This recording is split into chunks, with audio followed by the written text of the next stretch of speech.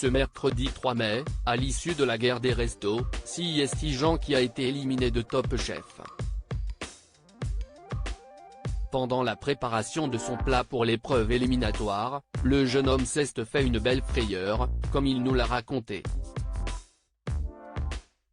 C'est une guerre des restos pas tout à fait comme les autres qu'ont vu les fans de Top Chef hier soir.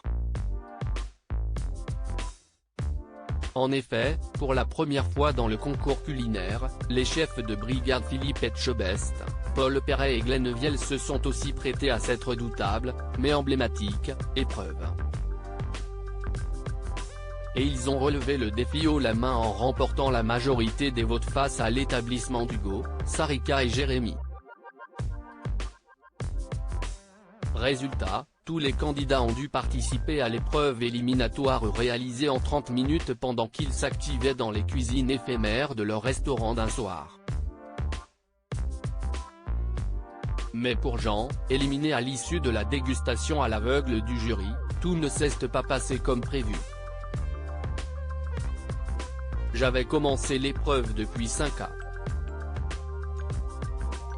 La galère de Jean sur l'épreuve éliminatoire de Top Chef, ce qui n'a pas été montré dans l'émission, c'est que « j'ai commencé à saigner du nez comme un malade », nous a révélé Jean Covillo au cours d'un long entretien qu'il nous a accordé. J'avais commencé l'épreuve depuis 5 ans quand je sens que mon nez coule un peu. Je regarde la caméra pour dire que ça va pisser le sang quand je vois un geyser de sang qui sort du nez, a-t-il poursuivi. Gêne émis partout, s'est souvenu l'Auvergnat. Face à ce petit incident, le jeune homme de 25 ans a fait avec les moyens du bord. Je me suis mis une sorte de bouchon en papier toilette, nous a-t-il glissé avec malice. Si cela ne l'a pas dérouté outre mesure dans l'épreuve, après coup, il a vu cela comme un signe du destin. Je me suis dit que la coïncidence était marrante, nous a-t-il assuré. Top Chef, la guerre des restos s'est terminée très tard dans la nuit. Éliminé à l'issue de la dégustation des chefs, Jean n'a pas semblé déçu de ce verdict. C'est pas grave. J'ai passé une super belle compétition.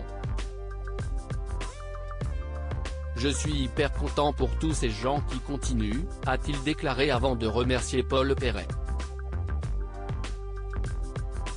Pourtant, le jeune homme de 25 ans n'a pas pu débriefer avec son chef de brigade à l'issue de la soirée.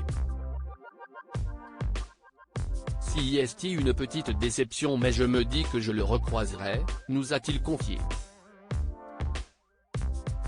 Et s'ils n'ont pas échangé, c'est tout simplement en raison de l'horaire. On a terminé ce tournage à 4h30 du matin. À cette heure-là, tu discutes vite fait mais tu ne peux pas t'éterniser. Tout le monde a envie d'aller se coucher, les candidats, les jurés, les techniciens. Sachant que c'est à Suresnes et qu'il faut rentrer à Aubervilliers, de l'autre côté de Paris, note de la rédaction, nous a glissé Jean. On comprend mieux pourquoi les candidats comparent souvent Top Chef à un marathon. À lire aussi on a dû parfois recadrer, quand la production de Top Chef rappelle à l'ordre certains candidats un peu trop fêtards.